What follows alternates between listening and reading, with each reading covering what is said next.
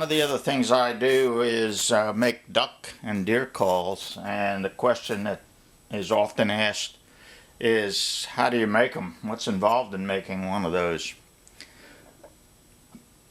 I thought I'd go through and show you how I make one. I'm going to do most of it in fast motion because it takes several hours to make one. I'll just go through and show you the steps.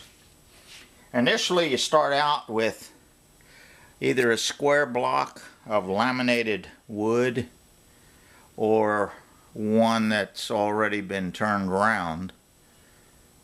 It doesn't really matter much. You put your mark on the pieces and then cut them out. So the rest of this will be pretty much in fast motion, and I'll just put some voice in the background. Okay, first thing is to the bandsaw. Okay, we're gonna cut the pieces now, and then we're gonna mount them in some clamps and drill out each piece to the specified diameter. Go slow because they really heat up in a hurry. For the second long one, we start out with a Forstner bit, which gives us a nice clean start to the hole. You got to go slow on this. I found out the hard way that you will split the wood when you get it too hot and start melting the plastic that holds the laminates together. Now we'll change out to a brad point bit to finish that hole. Again, go slow. This process takes a lot longer than it looks like here. Then we go over to the lathe, and those are two expandable rubber chucks that you put on there, and you tighten it up and it squeezes them and expands them and it holds them in the lathe. I have on my mask and a respirator because the dust that comes off of this wood is just terrible smelling. Yeah, I mean, you can't smell it once it's made, but the dust itself is very bad. I check that end diameter to get it to what I want for my calls. Just keep working down till I get to the diameter I want. And then I cut off the ends and square them. And now I'll work with a very small little chisel or a gouge to make the two humps that are on all of my calls. The more diameter changes you make with this laminated wood, the prettier it looks. Now I've marked my high point, and I go from there and I go down in a nice even curve to get to my two humps at the end.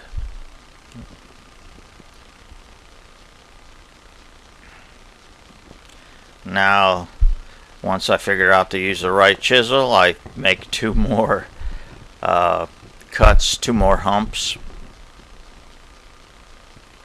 The second one I'm doing now goes down to a smaller diameter that I will mate with the second half of this call in the second video.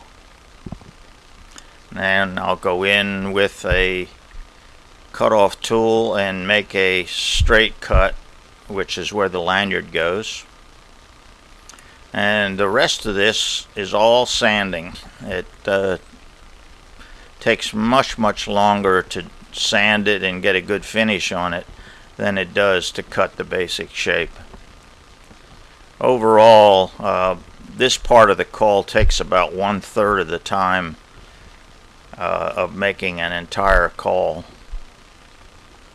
You'll see a lot of people who make custom calls make just this part out of wood, and then they stick a plastic reed assembly into the end of it.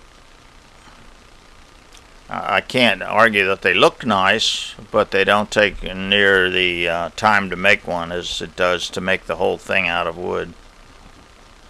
maybe I'm just partial.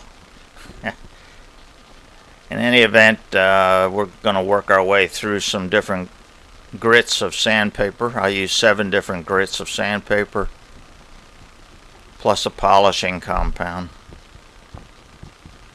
That's a tack cloth that I use between each grit. Right now I'm working on a little spot that's there, trying to get it out. It's a little white spot. I think it was in the wood. Also later there'll be one at the high part of the caul, which I don't see as I'm making the caul because of the mask that's on. Has a lot of dust. It's not all that easy to see.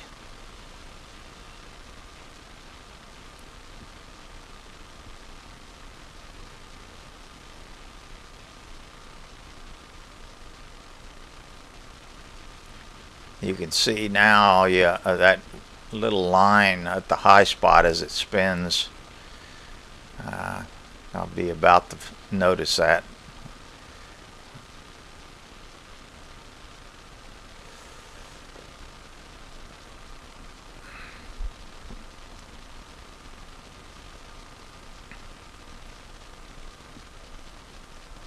You see that the wood actually gets a sheen on it just from the sandpaper itself.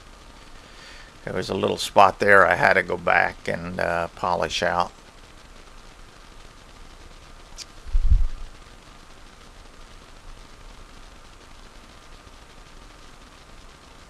That's 400 grit paper there, I believe.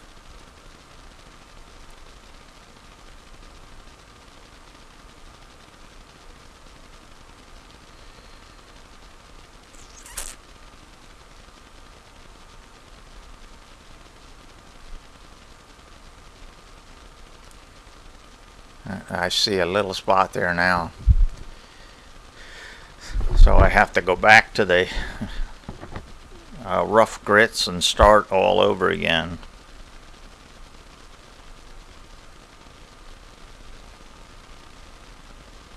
It's not unusual to have this happen. You might find some imperfection in the wood and have to work around it. Or it could have been, it was maybe a scratch from the very, very rough paper in the beginning. Or when I was actually cutting it with the gouges, I might have put a little nick in it. In any event, I won't ever be satisfied with that. I have to get it out. I don't care if it takes me twice as long.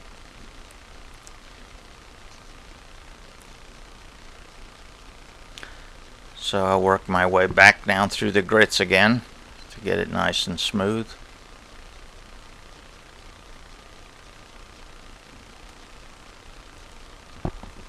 If you look at my website, there'll be oh, that's the polishing compound I put on now, and then I'll speed it up to a high speed and use a piece of paper towel. I was going to say, if you go on my website, you'll see that when you look at the cauls, if you click on any one of those pictures, you'll be taken to another page where you'll see close-ups of all of the cauls.